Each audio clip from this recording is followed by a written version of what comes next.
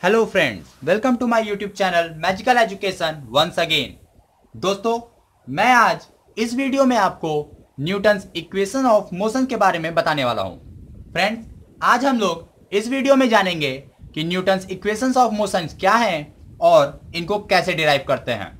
तो चलिए फ्रेंड्स, हम लोग जानते हैं कि न्यूटन्स इक्वेशंस ऑफ मोशन क्या होते हैं। दोस्तों, न्यूटन ने मोशन के रेस्पेक्ट में 3 इक्वेशन दिए थे, जिन्हें हम लोग Newton first equation of motion, Newton second equation of motion और Newton third equation of motion के नाम से जानते हैं। तो जो फर्स्ट इक्वेशन ऑफ मोशन है वो होता है v is equal u plus a t. V क्या है आपका फाइनल वेलोसिटी, u है इनिशियल वेलोसिटी, a है एक्सेलरेशन और t होता है time. Newton second equation of motion होता है s is equal u t plus half a t square. यहां पे s क्या है डिस्प्लेसमेंट। और Newton third equation of motion है v square is equal u square plus 2as। जी हाँ दोस्तों, यही 3 इक्वेशन न्यूटन ने दिए थे मोशन के लिए। ठीक, आज हम लोग जानेंगे कि इन्हीं 3 इक्वेशंस को डिराइव कैसे करते हैं। दोस्तों, मैं इस वीडियो में आपको थर्ड इक्वेशन ऑफ मोशन को डिराइव करना बताऊंगा। अगर आप Newton first equation of motion और Newton second equation of motion को डिराइव करना सीखना चाहते हैं तो आप इस वीडियो के डिस्क्रिप्शन बॉक्स में जाकर दोनों डेरिवेशन का जो वीडियो है उसका लिंक ले सकते हैं। अगर आप वहां से न ढूंढ पाएं तो आप इस चैनल के प्लेलिस्ट में जाकर भी इन दोनों वीडियोस को देख सकते हैं। तो चलिए फ्रेंड्स, स्टार्ट करते हैं कि Newton third equation of motion हम लोग को कैसे डिराइव करना है। ठीक है, तो चलिए स्टार्ट करते हैं। सबसे पहले तो मैं आप लोगों को एक ट्रिक बताना चाहूंगा। होता क्या है दोस्तों कि जब हम लोग एग्जाम में जाते हैं तो अक्सर हम लोग किसी भी डेरिवेशन की स्टार्टिंग भूल जाते हैं। अगर हमें उस डेरिवेशन की स्टार्टिंग एक बार याद दिला दी जाए तो हम लोग आगे बहुत ही इजीली कंटिन्यू कर सकते हैं, क्योंकि बाकी आगे तो मैक्सिमम मैथमेटिकल कैलकुलेशंस होते हैं। ठीक है, किसी भी डेरिवेशन में तो अक्सर यही होता है कि हम लोग स्टार्टिंग ही भूलते हैं। ठीक, तो मैं आपको आज एक छोटा सा ट्रिक देने वाला हूं। इस ट्रिक से आप हमेशा याद रख पाएंगे कि आपको न्यूटन इक्वेशन को अगर ड्राइव करना है तो आपको स्टार्ट कहां से करना है।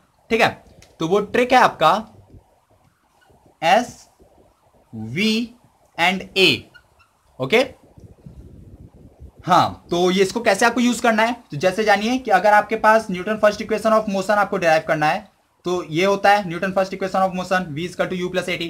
तो लेफ्ट हैंड साइड में कौन है v, तो v के पास जाएंगे और v से एक आगे एक्सेलरेशन, मतलब हम लोग कहां से स्टार्ट करेंगे एक्सेलरेशन से। ठीक है, अगर हमें सेकंड को डिराइव करना है तो s is equal u t plus half a t square. तो लेफ्ट में कौन है s, तो s के पास जाएंगे, s के बाद क्या है v, तो हम लोग इसको v से स्टार्ट करेंगे। ऐसे ही थर्ड इक्वेशन में क्या होता है v square is equal to u square plus 2as। तो लेफ्ट में है v, तो v के पास जाएंगे, फिर आगे क्या है एक्सेलरेशन, तो एक्सेलरेशन से स्टार्ट करेंगे। मतलब जो भी हमें लेफ्ट हैंड साइड में दिया है फिजिकल क्वांटिटी, उसके लिए हम लोग एक आगे से इसी सीक्वेंस के अकॉर्डिंग हम लोग काम करेंगे, एक आगे से स्टार्ट करेंगे। तो हम लोग को आज क्या करना है, थर्ड इक्वेशन ऑफ मोशन को डिराइव करना है। तो हम लोग क्या करेंगे, v है ना लेफ्ट हैंड साइड में, तो हम लोग कहां से स्टार्ट करेंगे एक्सेलरेशन से। तो चलिए दोस्तों, अगर आप ये ट्रिक याद रखते हैं तो आई थिंक आप कभी भी नहीं भूलेंगे कि आपको स्टार्टिंग कहां से करनी है। ठीक है, हमेशा ये बात याद रखिएगा, इस सीक्वेंस को याद रखिए और इस तरीके से आप स्टार्ट कर सकते हैं। तो क्योंकि हम लोग को थर्ड इक्वेशन को डिराइव करना है तो हम लोग कहां से स्टार्ट करेंगे एक्सेलरेशन से। जैसा कि आप जानते हैं एक्सेलरेशन का फॉर्मूला होता है a is equal d v upon d t, मतलब change in velocity with respect to time. ठीक है, अब हम लोग को क्या करना होगा, इसमें हम लोग अपने मन से ds का मल्टीप्लाई करेंगे। ठीक है, राइट हैंड साइड में हम लोग क्या कर देंगे ds का मल्टीप्लाई।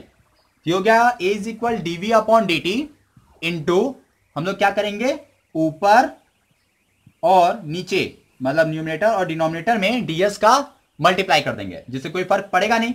ठीक है, उसके बाद क्या करेंगे हम लोग a इज इक्वल, थोड़ा सा इसको अरेंजमेंट करते हैं, क्या करते हैं dv अपॉन ds। ठीक है, ये और ये एक साथ रखा और ये वाला एक साथ, सॉरी यहां इंटू होगा, D s upon d T. ठीक है, जिससे क्या मिलेगा हम लोग को, अभी भी कुछ नहीं हुआ है, डी एस कैंसिल हो जाएगा तो वापस डीवी बाई डी टी आ जाएगा। ठीक है, बस इस लोग हम लोग मैंने क्या किया, इसके प्लेस चेंज किए। ठीक है, तो अब हम लोग क्या लिख सकते हैं इसको, a is equal d v upon d s, और d s by d t क्या होता है, वी, ये क्या है, distance upon time, distance upon time क्या होता है, वेलोसिटी। तो d s upon d t की वैल्यू क्या आ गई, वी। ठीक है, अब हम लोग क्या कर देंगे, क्रॉस मल्टीप्लाई।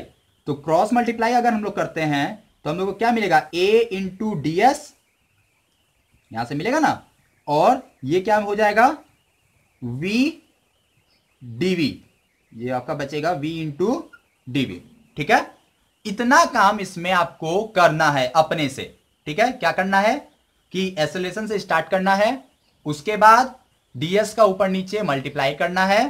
ठीक है, फिर हम लोग को क्या करना है, थोड़ा सा इसको मेंटेन करना है। ठीक, कैसे मेंटेन करेंगे, आई थिंक ये कैमरा कुछ ज़्यादा ही ब्लर कर रहा है। सो फ्रेंड्स, आप वीडियो को पॉज करके आप इसको नोट कर सकते हैं। ठीक है, तो हम लोगों ने क्या किया, डीवी अपॉन डीएस एक साइड कर लिया और डीएस अपॉन डी टी को एक साइड कर लिया। डीएस अपॉन डी टी को हम लोग क्या लिख सकते हैं, वी। ठीक है, फिर क्रॉस मल्टीप्लाई कर देंगे तो क्या हो जाएगा, ए इंटू डी एस, और ये क्या हो जाएगा आपका, वी डी वी। ठीक है, अब हम लोग क्या करेंगे, इसको इंटीग्रेट करेंगे। तो चलिए इंटीग्रेट करते हैं, दोनों साइड को हम लोग को क्या करना है, इंटीग्रेट। तो ऑन इंटीग्रेटिंग, इंटीग्रेशन का साइन क्या होता है, कुछ इस टाइप का होता है। अगर आप 11th के स्टूडेंट हैं तो आपको इंटीग्रेशन के बारे में बहुत ज़्यादा जानकारी नहीं होगी। ठीक है, तो मैं आपको बता देता हूं कि इस टाइप के जो साइन बनते हैं इसको साइन ऑफ इंटीग्रेशन कहते हैं। ठीक है, और आपको करना कैसे है, इंटीग्रेशन को कैसे सॉल्व करना है, मैं आपको एक छोटा सा हिंट दे देता हूं, क्योंकि इंटीग्रेशन के तो बहुत सारे फॉर्मूले होते हैं, लेकिन यहां पे आपको क्या यूज़ करना है, सिर्फ एक फॉर्मूला आपको यूज़ करना है। मैं नीचे समझा देता हूं आपको कुछ ये वाला फॉर्मूला यूज़ करना है, x to the power n d x. ठीक है, अगर इस टाइप का कोई फॉर्मूला आपको मिलता है तो आपको यही फॉर्मूला यूज़ करना है। ठीक है, विथ जो आपकी लिमिट है वो ए टू बी मान लेते हैं। ठीक, तो इसको कैसे सॉल्व करते हैं, अगर कहीं भी हमारे पास x to the power n d x का फॉर्म होगा, उसका इंटीग्रेट हम लोग कैसे करेंगे, x to the power n plus one, मतलब जितना पावर उसमें एक ऐड कर देंगे, अपॉन में जितना पावर उतना डिनोमिनेटर। ठीक है, क्या करना कि x जो था वो तो ऐसे ही वेरिएबल, पावर n था तो n से एक ऐड कर दिया, और अपॉन में जितना पावर उतना ही डिनोमिनेटर, और लिमिट अभी भी हमारी क्या होगी, a टू b। ठीक है, इस फॉर्मूले को आप नोट कर लीजिए, वीडियो पॉज कीजिए, अच्छे से नोट कर लीजिए, इसको याद कर लीजिए, और यही हम लोग क्या करेंगे, अप्लाई करेंगे। ठीक है, मैं इसको इरेज कर देता हूं, आप इसको वीडियो पॉज करके नोट कर लीजिए। ठीक है, चलिए अब इसी फॉर्मूले को हम लोग अप्लाई करेंगे। यहां क्या है, इंटीग्रेशन में a है, तो दोस्तों मैं आपको बता दूं कि न्यूटन के तीनों इक्वेशन हमेशा और हमेशा कांस्टेंट एक्सेलरेशन पे काम करते हैं। अगर एक्सेलरेशन वेरिएबल हो गया तो न्यूटन का इक्वेशन एप्लीकेबल नहीं होता। तो कांस्टेंट एक्सेलरेशन पे काम करते हैं तो कांस्टेंट का कोई इंटीग्रेशन नहीं होता, उसको बाहर निकाल लेंगे, अंदर बचेगा ds। ठीक है, अगर आपको फॉर्मूला याद है तो आपने वहां पे क्या लिखा है, x के पावर n dx, मतलब dx का कुछ फॉर्म तो मिल गया, लेकिन वहां पे x के पावर n था, यानी मतलब कि यहां भी s के पावर कुछ होना चाहिए। तो क्योंकि यहां कुछ नहीं है तो हम अपने मन से मान लेते हैं s के पावर 0, जिससे कोई भी फर्क नहीं पड़ेगा, क्योंकि s के पावर 0 मतलब 1, और 1 मल्टीप्लाई करने पर कोई फर्क नहीं पड़ेगा। यहां पे हम लोग लिख देंगे v dv, क्योंकि v है, dv है, ये x के पावर n मतलब v के पावर 1, और dx मतलब dv का फॉर्म पहले से है। ठीक है, चलिए अब हम लोग फॉर्मूला लगाते हैं। तो क्या था फॉर्मूला, कि जितना पावर उतने में 1 ऐड कर देंगे ना, 0 पावर तो 1 ऐड कर दिया, और जितना पावर उतना ही डिनोमिनेटर। ठीक है, और लिमिट अभी भी हमारी क्या रहेगी, अच्छा लिमिट लगाना भूल गया, चलिए लिमिट लगाते हैं हम लोग स्टार्टिंग से। तो यहां डिफरेंशियल फॉर्म में कौन है, ds, तो ds मतलब डिस्टेंस, डिस्टेंस कहां से कहां तक जाएगी, 0 टू s तक डिस्टेंस जाएगी ना, और यहां पे डिफरेंशियल फॉर्म में कौन है, dv मतलब वेलोसिटी, वेलोसिटी हमेशा इनिशियल टू फाइनल जाती है, कहां से कहां तक, इनिशियल से फाइनल तक। ठीक है, सेम का यहां पे 0 to s u to v, clear है।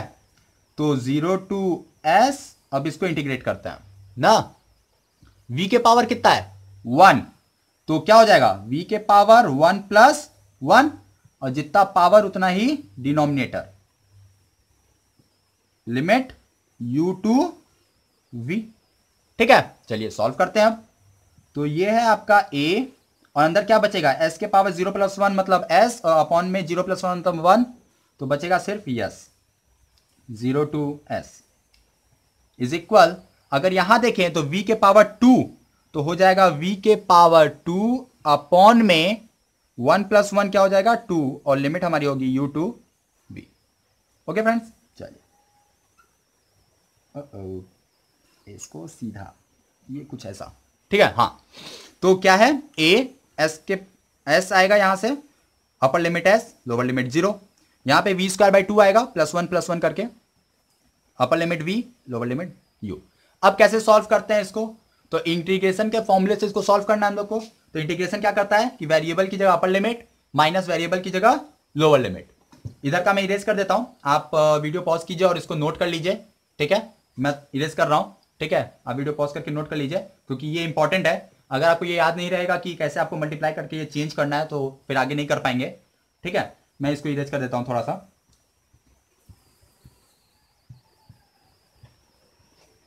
ठीक। चलिए अब अप्लाई करते हैं, ये a बाहर है, ठीक है, यहां क्या हो जाएगा s की जगह अपर लिमिट, तो s की जगह s, क्योंकि अपर लिमिट s है, और फिर माइनस के साथ s की जगह क्या हो जाएगा लोअर लिमिट मतलब 0, ठीक है। यही काम लेफ्ट हैंड साइड में, v की जगह v माइनस v की जगह u, वेरिएबल की जगह ही हम लोग लिमिट रखते हैं, तो v की जगह v माइनस v की जगह u, बाकी सब ऐसे ही, और स्क्वायर अपॉन 2 सब ऐसे ही, ठीक है, बस लिमिट चेंज। यहां पे क्या हो जाएगा a s हो जाएगा, इसका अगर मल्टीप्लाई कर देंगे तो यहां 1/2 कॉमन कर लेते हैं, तो हो गया v square minus u square, हो गया।